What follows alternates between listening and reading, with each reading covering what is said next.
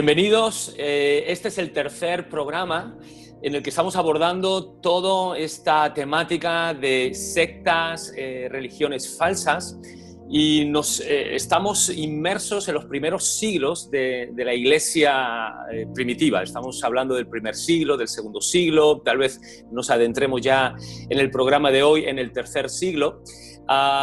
Y estamos viendo cómo la Iglesia tuvo que desarrollar toda una herramienta, la apologética, para poder defender la verdad de Dios y poderla transmitir en medio de tanta herejía, en medio de tanta confusión.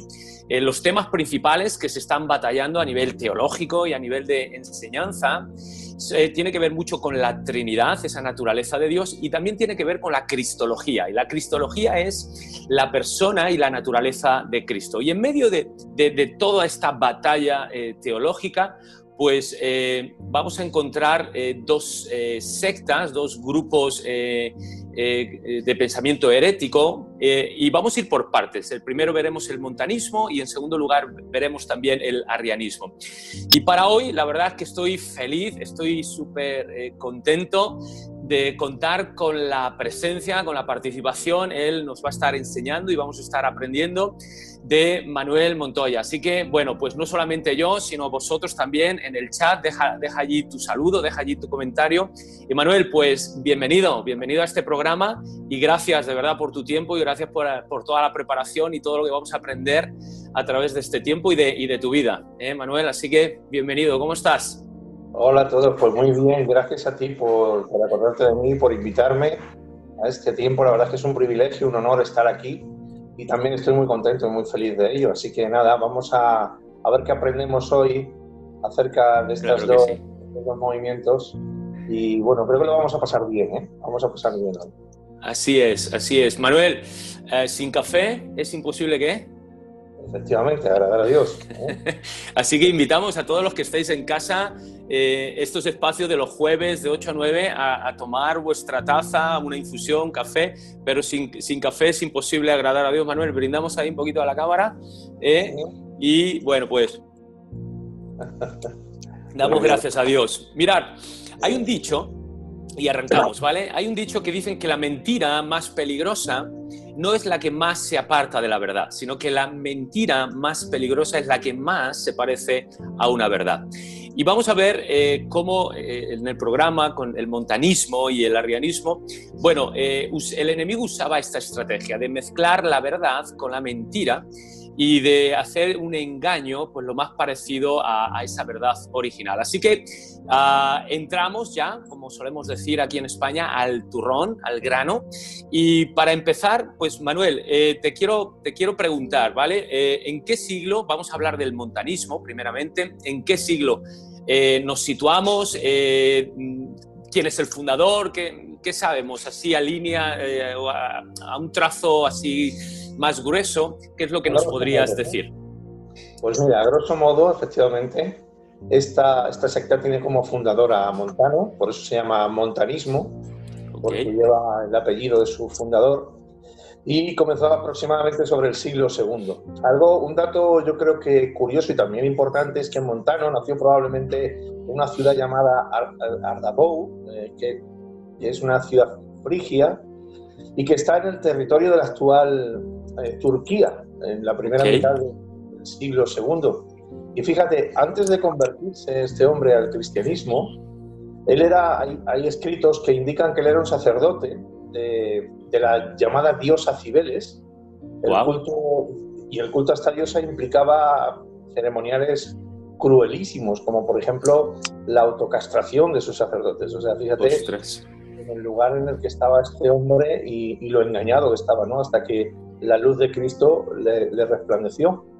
Ahora, en cuanto a lo que decía esta secta, según Montano, él tenía el don de profecía, el don más especial, hasta el punto de creer que el Espíritu Santo se había encarnado en su propio cuerpo. O sea, se le fue la olla de una forma brutal, ¿no? Claro. De este modo, todo lo que expresaba y decía, claro, para él era dicho por el mismo Espíritu Santo. Es conocido este movimiento como la herejía frigia, por originarse en Cristo, sobre el año 170 después de Cristo aproximadamente. Y otro dato también singular de este hombre de montaña, en el momento en que él daba sus profecías, se apoyaba en dos mujeres a las cuales usaba como portavoces, se llamaban Priscila y Maximilia. O sea que fíjate el turrón que tiene este hombre aquí, tremendo, ¿verdad? Porque, Manuel, fíjate que tú lo decías, ¿no? Empezamos bien creyéndose este hombre, dices, la encarnación del Espíritu Santo, y que como adueñándose y enseñoreándose no solamente de la obra, sino incluso de la persona del Espíritu Santo, ¿no? Y bueno, ya sabemos algo del fundador, de la época, de las características, o de la época más bien, y del fundador, pero volviendo a las características que comentaba, ahora hace un segundito, ¿qué características tenía? ¿Qué rasgos, qué perfil tenía? Ya hemos visto el fundador, pero lo que era la secta, ¿qué nos puedes decir de eso? Pues mira, el ayunar y ofrendar era una parte esencial de la disciplina estricta que ejecutaban. Su visión sobre Cristo se basaba en que Cristo venía ya inmediatamente, su pronta venida. Y esto les llevó, claro, esa urgencia, esa prontitud en la venida de Cristo, les llevó a empezar a pensar de un modo muy concreto. En concreto, lo que hacían es que se separaban del mundo, buscaban el sufrimiento personal, no huían en caso de persecuciones, preferían aguantar y soportar las persecuciones. Incluso llegaron a prohibir el casamiento, porque claro, entiendo que si pensaban que Cristo venía ya, pues ¿para qué casarte, no? Si no ibas a poder hacer o formular una familia, ¿no? Entonces se implantaron unas normas morales muy, muy elevadas, y esto, fíjate, esto creó atractivo, que cautivó a muchas personas, entre ellos a Tertuliano. Sí, es correcto, es verdad. Uno de los que fue atraído por estas normas morales tan elevadas que pusieron. Y declaraban que la segunda venida era inminente, e incluso decían que habían descubierto dónde iba a llegar el Señor. O sea, esto nos suena a recientemente, ¿no? De personas que lo veremos más adelante, que intentan poner nombre y apellido, incluso fechas, días, meses concretos a todas estas cosas que, aunque son proféticamente reales y ocurrirán, pero están todavía veladas, ¿no? Así que, pero yo lo que veo, Manuel, y déjame hacer un paréntesis aquí, yo lo que veo es que, por un lado, esta gente tenía un celo, es decir, ellos creían en la venida del Señor, le daban valor a esa palabra profética, pero que las buenas intenciones o ese celo no es suficiente. No es, cuando digo celo me refiero a tener ese deseo ferviente por agradar al Señor, pero que al celo sin entendimiento y el celo sin conocimiento, y en este caso un celo sin la verdad de Dios, pues es muy peligroso, ¿verdad? Y yo creo que es una lección para todos, ¿no? No sé si estás de acuerdo o no, pero no sé cómo lo ves. Sí, así es. De hecho, este movimiento es declarado como herético. No obstante, muchos afirmaron que este movimiento tuvo una buena influencia en el cristianismo, una influencia, en este caso, purificadora, lo que llevó tiempo después a la creación de órdenes monásticas, e incluso aportó prominencia a la persona del Espíritu Santo en la Iglesia. O sea que por ese lado fue algo muy bueno, porque le daban una labor activa al Espíritu Santo. Tertuliano, el propio Tertuliano en sus inicios, apoyó este movimiento y se llegó a declarar montanista.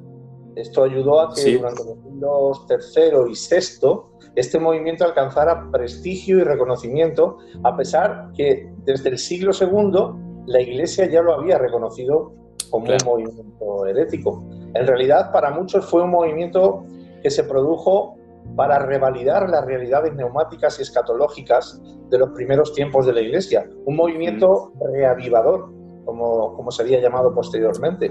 Cuando dices neumatológicas y escatológicas, ¿a qué te refieres? A la vida del Espíritu y a esa inminencia, ¿no?, del regreso del Señor, que nos lleva a una vida entregada y consagrada, ¿verdad? Efectivamente. O sea, mucha gente, al ver este movimiento y estudiarlo y creerlo, pues lo que hizo fue eso, ¿no? Revalidar esas realidades acerca del Espíritu Santo y de la escatología de los últimos tiempos en la Iglesia. Y como digo, se convirtió en un momento, en un movimiento reavivador, para muchos en aquella época. Y sí es cierto, muchos, por ejemplo, Ireneo de León, él distinguía, ¿no?, entre los fundadores y los errores del fundador y luego el movimiento en sí, y no lo criticó tanto en cuanto a la ortodoxia, sí en cuanto a las formas y a las maneras, ¿no?, de hacer las cosas, pero sí que vemos que ese celo al margen de la verdad revelada de Dios en la Escritura, pues nos lleva a todos esos errores, ¿no? Como bien comentabas, de enseñorearse de la voz de Dios, de la palabra de Dios, de la revelación de Dios, incluso de la persona del Espíritu Santo, y luego que se traducen todas estas prácticas que yo me he quedado, sorprendido de, por ejemplo, la autocastración o prohibir el matrimonio, incluso engendrar hijos y demás, ¿de acuerdo? Pues, ¿qué más nos puedes decir? ¿Qué más? De hecho, si me permites, el resurgir de esta herejía lo podemos ver en aquellos grupos sectarios neopentecostales hoy día, en los que apreciamos el uso de expresiones como el Señor dice o me ha dicho el Señor. El uso de estas expresiones hoy en día en estos grupos o sectas neopentecostales se hace a la ligera, de un modo abusivo, dictatorial y muy en contra de lo que realmente es el espíritu de profecía, Claro, claro. Que no estamos en contra de que Dios nos hable. Por supuesto, hay un don de profecía, hay un ministerio profético, Dios nos hable, pero hay que ser muy prudentes y hay que tener mucho temor.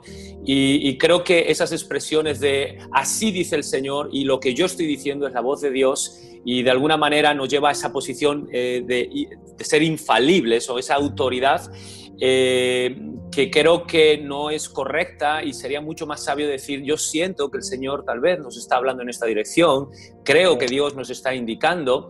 Entonces, recordar ese 1 de Corintios 13 que en parte conocemos, en parte sabemos y en parte también profetizamos, ¿no? Pues muy bien, tú comentabas algo que van en contra, hay un abuso, ¿no? Y un abuso en contra tal vez de este espíritu de la profecía, ¿no? Porque cuando hablamos del espíritu de la profecía, ¿a qué nos referimos, Manuel? ¿A qué nos referimos? Pues mira, la Biblia es muy clara en este sentido. En 1 de Corintios 14, nos dice muy claramente que el que profetiza habla a los hombres para edificación, exhortación y consolación. Ese es el espíritu de la profecía hoy, en los tiempos que estamos, y en el Nuevo Testamento. Cuando hablamos de edificación se refiere a levantar, construir.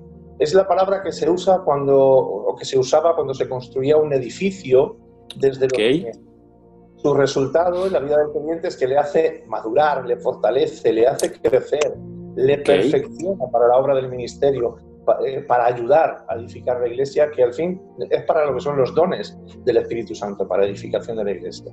Muy bueno. Muy importante, algo muy importante que me gustaría recalcar es que no encontramos en el Nuevo Testamento ni una sola ocasión en la que la profecía sea usada para dirigir la vida de nadie, ni para forzarle a hacer algo contra su voluntad. El auténtico sentido de la profecía en el Nuevo Testamento es exhortar, consolar y edificar, como decíamos antes, a la iglesia. ¿Eso dónde viene, Manuel? A lo mejor lo has dicho, pero me he perdido. ¿Dónde viene? ¿Perdón? Lo de consolar, edificar y exhortar, ¿cuál es la referencia bíblica? En 1 de Corintios 14. Ok, vale, perfecto. Quiero decir, para terminar, que todo lo que no pase por este filtro de la consolación, edificación y la exhortación hoy en día, no vale la pena seguir a hablar de ello, y además conviene desecharlo por completo. En cuanto a la exhortación, exhortar se refiere a animar, alentar, amonestar positivamente. La exhortación es la palabra dada a alguien para que en el futuro haga algo bueno y positivo, o para retornar al camino a los que se apartan de él. Esto es una exhortación. En cuanto a la consolación, la palabra que Pablo usa es paracletos, nos suena a todos mucho, ¿no? Sí, cómo no. Griego significa el que está al lado de uno sosteniéndolo, Y cuando Dios habla por medio de profecía en el Nuevo Testamento es para ponerse al lado de alguien sosteniéndolo y consolándole. La profecía, que es verdaderamente de Dios, es como un bálsamo que cura y que sana heridas. Entonces, a eso es a lo que se refiere o a lo que nos referimos cuando hablamos del espíritu de la profecía. Muy bien, súper, excelente. Yo creo que ha sido buenísimo a un nivel tanto doctrinal como pastoral. Y volviendo al montanismo, decíamos al principio que las mentiras más peligrosas son las que más se parecen a la verdad. Y cuando el enemigo mezcla la verdad con la mentira. Ya hemos visto los errores. Y ya has comentado algo un poquito acerca de esos aspectos positivos. Y ya por concluirlo, estos aspectos positivos podríamos rescatar esos aspectos buenos, positivos, pero ya hilarlo, Manuel, como en qué momento se desviaron. Porque, claro, uno puede comenzar bien, con buenas intenciones, con ese celo que decíamos, pero hay un momento en el que se va desviando. Entonces, ¿qué aspectos positivos hay? Aunque ya has comentado algo. Y luego, ya para hilarlo, ¿cómo es que se fueron desviando, ¿no? Y se fueron apartando de esa verdad, ¿no? Sí, el sentido fundamental de Montano lo podemos evaluar como bueno y correcto, porque su fin era dar uso a la profecía y a los dones del Espíritu Santo. Pero al fin y al cabo esto derivó en una doctrina herética donde él llega a proclamarse como el Consolador, el Paracletos. Del mismo modo como lo hacen hoy en día predicadores, falsos profetas y algunos ministros que buscan de manera directa o indirecta ser reconocidos como la encarnación del Espíritu Santo. Yo creo que con la intención, es una opinión personal, con la intención de manipular, forzar y manejar a las personas. Es decir, los que hacen este uso, yo creo que al final siempre es para manipulación y forzar y manejar a las personas a hacer aquello que ellos determinan, ¿no?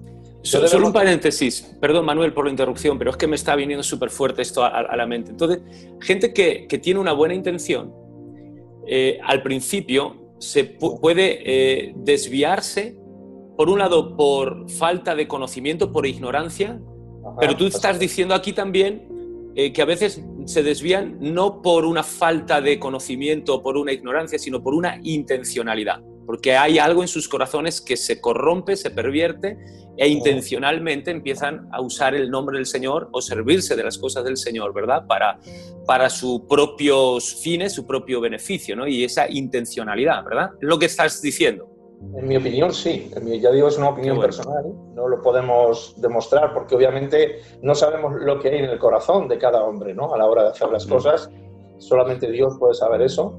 Pero lo que sí, podemos decir que los frutos o las manifestaciones que se ven, el uso que hacen de la palabra, cómo tergiversan en muchas ocasiones la palabra, pues nos puede dar lugar a entender que efectivamente hay mucho de intencionalidad para, como digo, manipular, presionar, manejar a las personas, ¿no?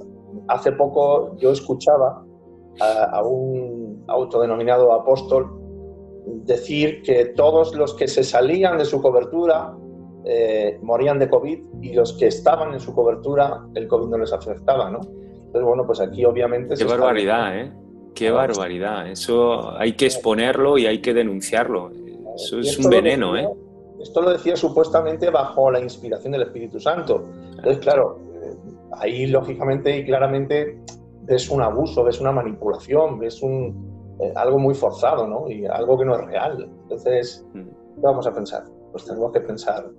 Por otro lado, y para terminar con esta pregunta que me hacías, no debemos olvidar la visión escatológica de este movimiento.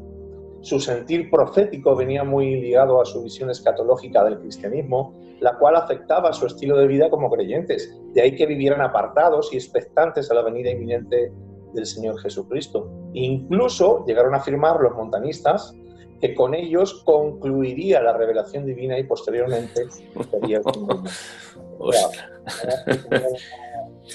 Qué importante es ser fiel a la verdad revelada por Dios y no a la verdad inventada por uno mismo. En los programas anteriores recordamos a todos los que nos estáis viendo, por favor, dejar vuestros comentarios, estamos interactuando también ahora en vivo. Deja tus preguntas, deja tus opiniones o simplemente tus exclamaciones, porque yo la verdad me echo las manos a la cabeza, ¿no?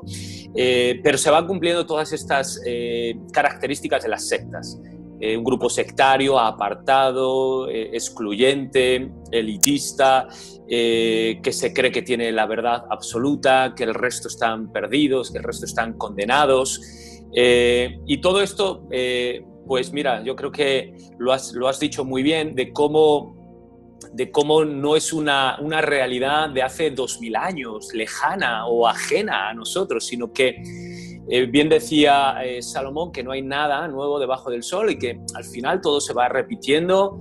El enemigo es el mismo enemigo, utiliza las mismas estrategias, el hombre caído es el mismo hombre caído, con las mismas debilidades y la misma impiedad, y todo se va repitiendo. Y como el día de hoy vemos todos estos grupos o ministros o ministerios que caen en ese mismo abuso y esa misma herejía y desviación que ocurrió con los montanistas, ¿no? Así que yo creo que esto es muy relevante, porque a veces pensamos decir, pero ¿para qué me voy a poner a estudiar algo que sucedió hace 2000 años? No, porque nos ayuda a prevenir y a no caer, nos arroja verdad y nos arroja luz para no caer en esos mismos errores, ser libres, en este caso, de todas esas mentiras.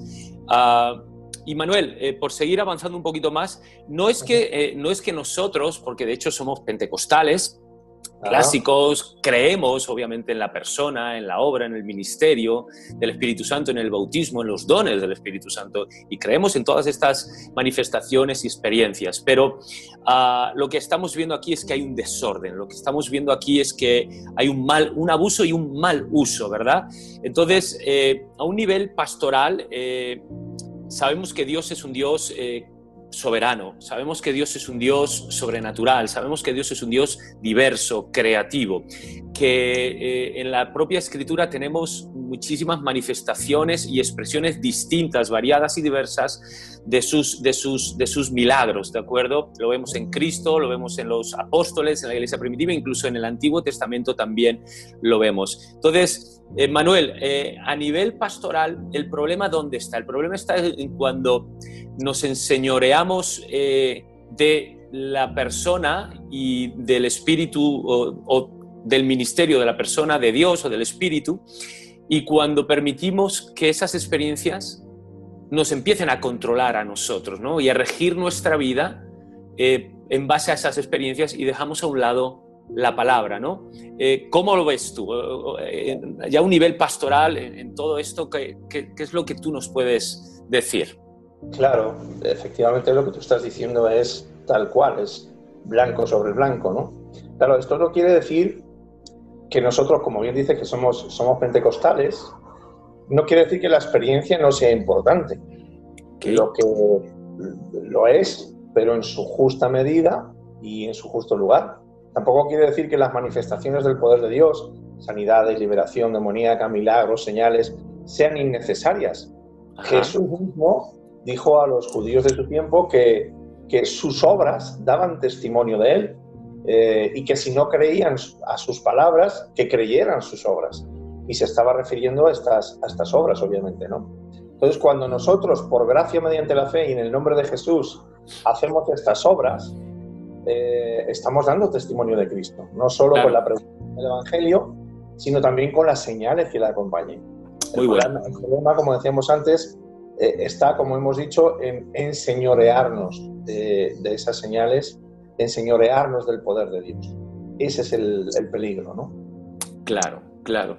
Y permitir que esas experiencias se conviertan, ¿verdad?, en esa norma de fe.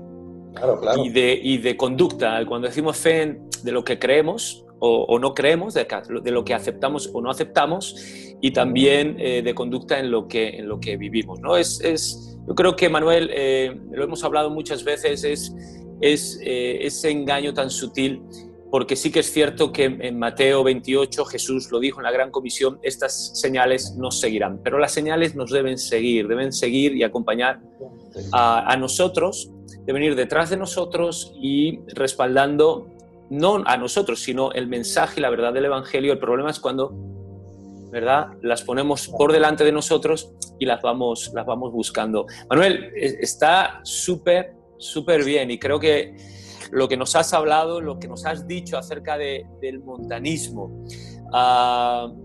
y de sus errores y de su relevancia y pertinencia para la actualidad de nuestras vidas personales, ministeriales, incluso eclesiológicamente, hablando, es súper. Tenemos que seguir porque el reloj sigue, el reloj sí que no se detiene. Adelante, ¿verdad? adelante. Seguimos aquí con nuestro café, seguimos invitando a toda la familia rockera y de Castellón, Quintanar, Moral, Pozuelo, Puertollano, Colombia, México, Argentina y aquellos lugares, todas las personas que nos estén viendo desde los diferentes lugares, a que dejen sus comentarios y a que hagamos esto participativo, porque en vivo tanto Manuel como yo y otros vamos a estar contestando. Bueno, decíamos que este programa lo dividíamos en dos partes. Y es que, claro, la Iglesia estaba, o sea, tenía muchos frentes de batalla, ¿de acuerdo?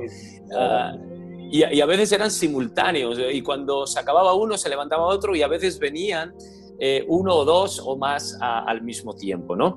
Entonces, el siguiente es el arrianismo. Lo mismo, Manuel, por seguir un poquito la misma, digamos, la misma metodología, ¿vale? ¿Qué nos puedes decir del arrianismo en cuanto a en qué siglo, en qué momento de la historia de la Iglesia nos situamos? ¿Quién es este hombre? ¿De dónde surge? Y bueno, pues esas pinceladas principales, ¿de acuerdo?, que nos sirvan un modo para ubicarnos y situarnos, ¿vale?, en contexto. Sí, pues vamos a meternos en el arrianismo, porque bueno, si el anterior Montano se creía que estaba, que el Espíritu Santo se había encarnado en él, pues no te pierdas a Arrio, que por eso se llama arrianismo. Es un movimiento herético dentro del cristianismo. Su nombre arrianismo viene dado por su creador Arrio, que vivió entre el 256 y el 336 después de Cristo. Era un anciano de la iglesia de Alejandría, un hombre, fíjate, reconocido por su oración y por ser un modelo de entrega a Dios. Y a mí me gustaría que hacer un pequeño paréntesis para decir que estos ejemplos, tanto de Montano como de Arrio y otros, tienen que servir para que no nos descuidemos, ¿no? Para que no pensemos que, bueno, nosotros ya estamos, porque estamos hablando de hombres, en el caso de Arrio, conocido, fíjate, por su oración, por su modelo de entrega a Dios. Tenemos que estar expectantes ante la búsqueda del Señor diaria, tenemos que estar entregados a esa búsqueda del Señor sin relajarnos excesivamente, porque esto obviamente puede traer. Si a estos hombres se les produjeron estas situaciones, como vamos a ver, a este hombre se le fue de las manos su creencia, pues cómo no nos va a ocurrir a nosotros. Así que vamos a cuidarnos, ¿no? Vamos a cuidarnos en eso. Arrio creía, fíjate en el concepto que tenía este hombre. Arrio creía en la divinidad de Cristo, pero no del modo en que nosotros lo conocemos o creemos actualmente. Para él, la segunda persona de la Trinidad no era coeterna junto con el Padre, es decir, no existía en la eternidad, sino que fue creada en algún momento de la historia. O sea, imagínate las repercusiones. O sea, estamos hablando de lo que Arrio pensaba de Cristo, ¿no? Efectivamente. Él pensaba que Cristo tenía un principio y no una eternidad. Es decir, el arrianismo es una creencia cristiana no trinitaria, en su concepto central, ¿no? Cristiana, pseudo-cristiana, ¿verdad? Pero bueno, entiendo lo que dices, cristiana, porque surge en el seno del contexto de la cristiandad. Perdón. Él piensa que el Hijo fue creado por el Padre como instrumento para crear el mundo. De este modo, el Hijo no tiene naturaleza divina, obviamente, sino que fue una criatura que recibió un alto título, el de ser Hijo de Dios, ya que fue engendrado, y Dios Padre, en su preconocimiento de las cosas, sabía que Jesús, iba a ser justo y fiel. O sea, imagínate qué cacao mental tenía este hombre también. Esta controversia surgió cuando Arrio y el obispo Alejandro de Alejandría demostraron posturas opuestas con respecto a la divinidad de Cristo. Arrio apoyaba el a ver si me sale la palabra, subordinacionismo, que significa que el verbo no es eterno sino creado. Esto no era nuevo, dado que Filón ya argumentaba que era imposible una conciliación entre una naturaleza divina y una naturaleza material. Y solo un paréntesis. Filón, solamente por quien nos esté escuchando, Filón, estamos hablando de un judío, Filón de Alejandría, para el año siglo II antes de Cristo, 150 antes de Cristo, que él intentó combinar toda la filosofía griega con toda la enseñanza del Antiguo Testamento. Y entonces él usó esa figura del verbo, del logos, como lo que Dios utilizó para crear el mundo, ¿de acuerdo? Entonces, este Arrio tomó de este judío, repito, siglo II antes de Cristo, y tomó de esa filosofía para decir, bueno, pues ese verbo y esa palabra a través de la cual Dios creó todo, pues lo identifico con Jesús, pero obviamente no puede ser Dios, no puede ser igual, ¿no? Y es este Filón, ¿verdad?, de Alejandría, solamente por meter ese paréntesis. Efectivamente. Fíjate, después de todo lo dicho y por consiguiente, entonces Cristo solo sería Dios en un sentido moral, y bueno, esto es tremendo, ¿no? Ahora, tras superarse el sabelianismo... Espérate, Manuel, que ya me estalla la cabeza. Vamos a ver. Estamos hablando de Arrio, Filón ya lo tenemos, y ahora ¿quién me has dicho? Sabelianismo. Antes de seguir, háblanos un poquito de eso, porque para que nos enteramos.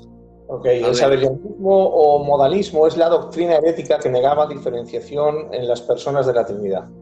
Es como cuando uno dice, bueno, yo soy esposo, pero al mismo tiempo soy hijo, y al mismo tiempo como tengo hijos soy padre. Unas veces actúo como padre, otras veces actúo como hijo y otras veces como esposo. Pero claro, el problema cuando hablamos de Cristo es que en Cristo solo hay una persona, mientras que en el ejemplo que he puesto hay 3 personas con 3 modos. Entonces, en Cristo solamente hay una persona. Claro, con 2 naturalezas. Y en el modalismo, claro, habría una única persona, pero que tiene como 3 caretas, ¿no? Es decir, ahora soy padre, ahora soy esposo, ahora soy hijo. Efectivamente, esa es la diferencia, ¿no? Y ahí es donde encontramos este lío. Entonces, Arrio sí apoyaba el diferenciar a las personas de la Trinidad, pero negaba la unidad de la naturaleza entre el Padre y el Hijo, remarcando que el Hijo fue creado por el Padre para ser el arquitecto del mundo, un ser creado que sería creador del mundo. De este modo, Arrio vería que la Trinidad, 3 personas, 3 naturalezas. Claro. Fijaros, y no queremos obviamente traer confusión, pero es que es necesario que tengamos toda esta información. Decíamos que la mentira más peligrosa es la que más se parece a la verdad, y que la Iglesia estaba siendo atacada por muchos flancos o por muchos frentes al mismo tiempo. Y en cuanto a la Trinidad, que sabemos que son 3 personas y una sola naturaleza, una sola deidad, un solo Dios, pero claro, el sabelianismo nos decía que era una sola persona, pero que aparece con la careta de ahora soy el Padre, ahora soy el Hijo y ahora soy el Espíritu Santo, ¿no? Entonces, claro, cuando Cristo muere en la cruz, ¿quién estaba muriendo allí? Estaba muriendo el Padre, estaba muriendo el Espíritu Santo. Cuando Cristo hablaba con el Padre, hablaba consigo mismo.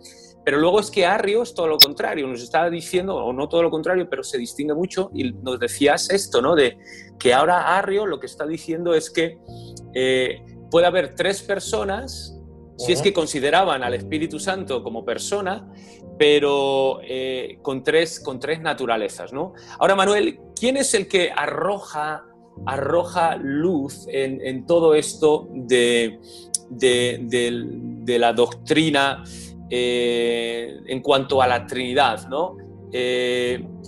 ¿quién es el que va arrojando esa luz, el que trae esa definición de que la Trinidad obviamente son tres personas, Padre, Hijo y Espíritu Santo, igual, las tres personas son plenamente Dios, coiguales entre ellos y una sola naturaleza, ¿no?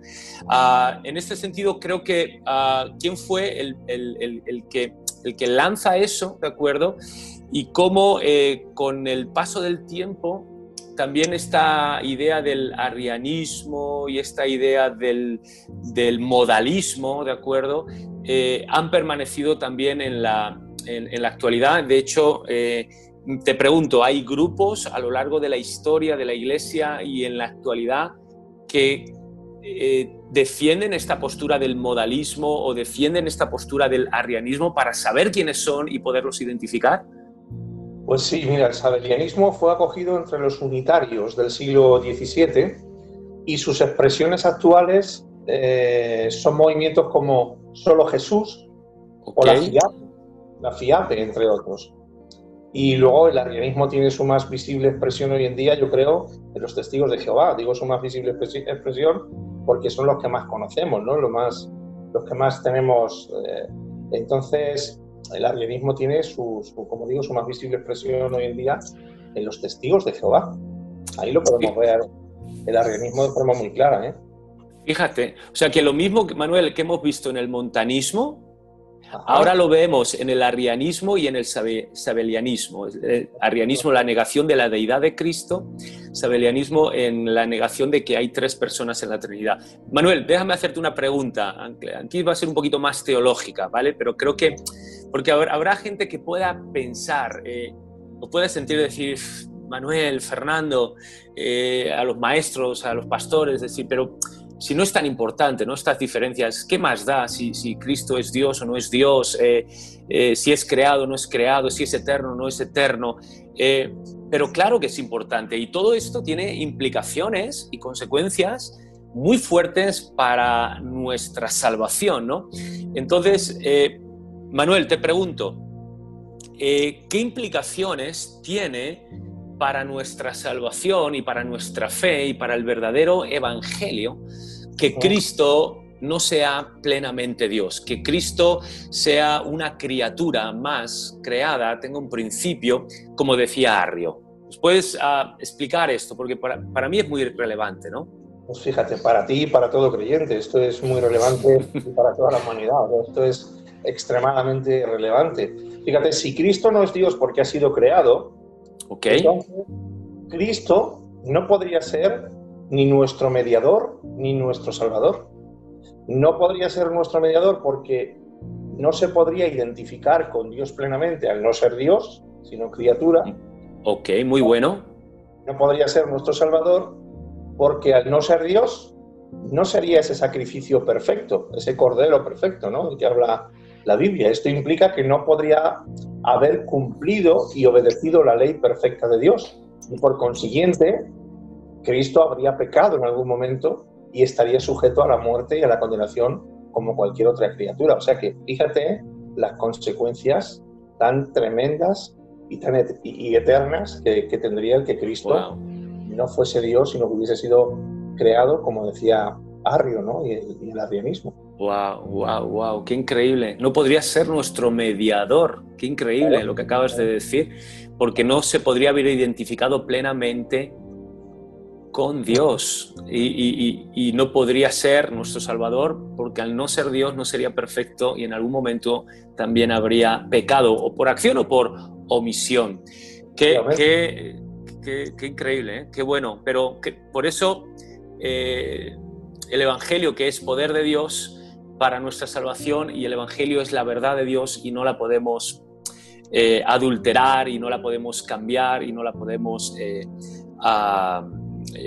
transformar o corromper, ¿de acuerdo? Porque le añadimos algo en cuanto al adulterio o porque le quitamos algo, le sustraemos algo, ¿de acuerdo?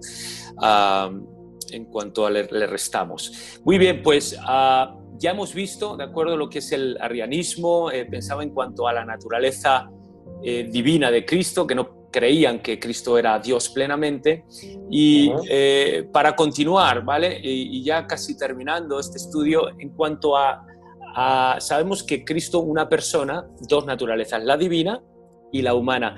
En cuanto a la naturaleza humana de Jesús, sabemos que había corrientes protonósticas del primer siglo que negaban la humanidad, la encarnación, ese cuerpo físico de Jesús, los docetas, ese movimiento docetista que diría que Cristo simplemente era un fantasma, una aparición, pero que no tenía un cuerpo físico. Pero, ¿qué decía todo este movimiento en cuanto a esa humanidad de Cristo? ¿Qué es lo que opinaban? ¿Qué decían al respecto? Pues fíjate, es tremendo también lo que opinaban en cuanto a la humanidad de Cristo. Ellos la reconocen como materia, la humanidad de Cristo, pero el alma no es materia, sino que ésta estaría sustituida por su esencia divina. Por cierto, si el Hijo es segundo tras el Padre, el Espíritu Santo sería tercero con respecto al Hijo. Aunque no le otorgan divinidad a este, sino que lo definen como una criatura o energía de Dios. Y esto también, como hemos dicho antes, lo dicen mucho los testigos de Jehová hoy en día. ¿Es verdad? No es una persona, sino una energía. Entonces aquí aparece otro personaje llamado Apolinar. Otro que se une al club. ¿De los buenos o de los malos, Manuel? Yo creo que es de los buenos, ¿no? Porque él intentó dar solución a esto con buena intención, pero claro, se fue al otro extremo, ¿no? Empezó bien, pero terminó mal. Efectivamente.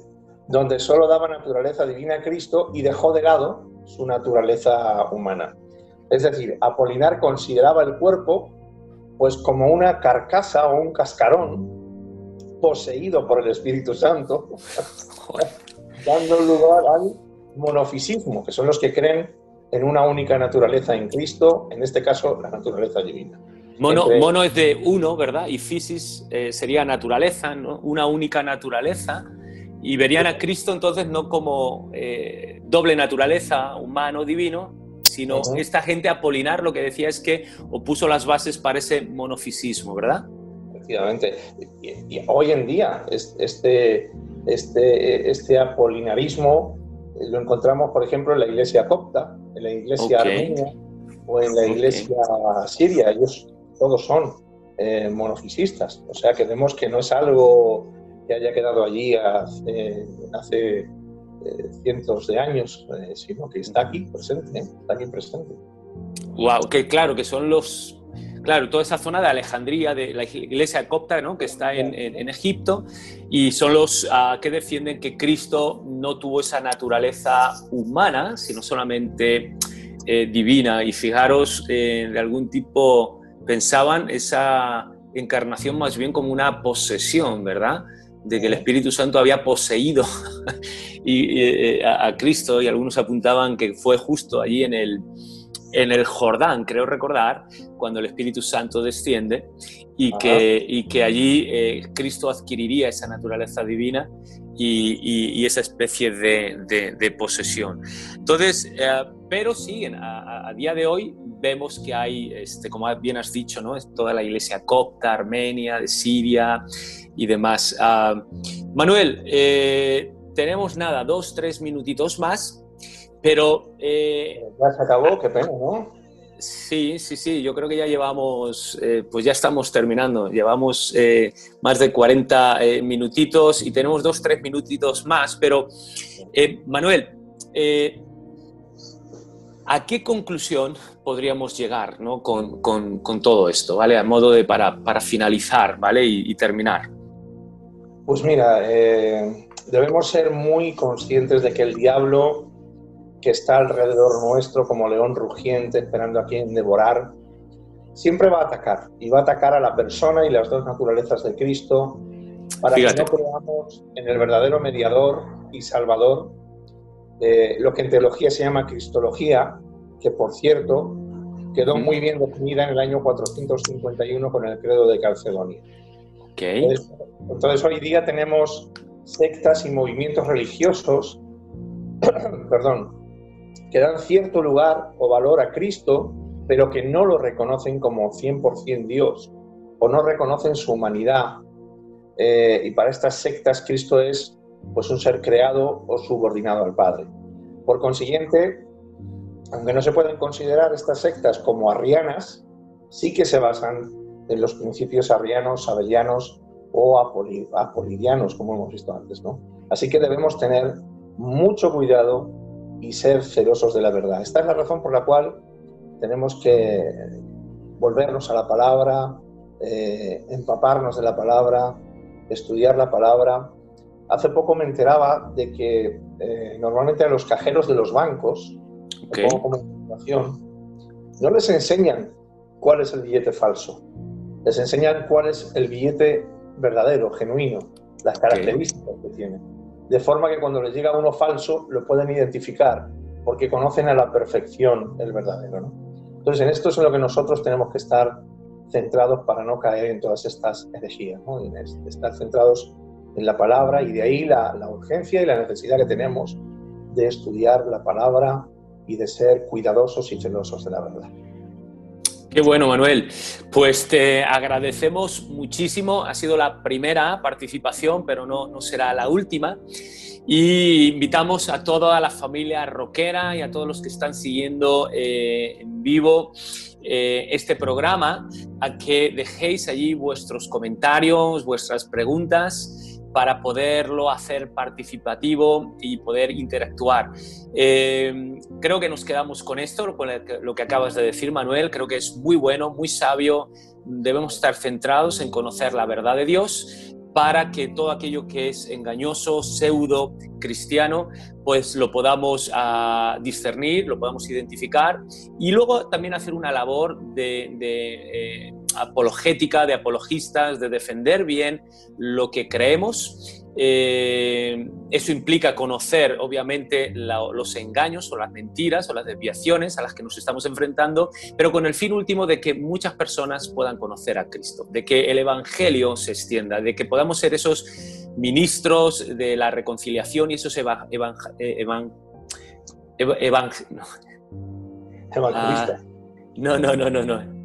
embajadores, perdón, no me salía la palabra, embajadores, según 2 Corintios 5, de Dios. Así que hemos dado muchas lecciones de cómo las buenas intenciones no son suficientes, sino que tenemos que estar muy, muy apegados a la verdad y a la verdad de Dios.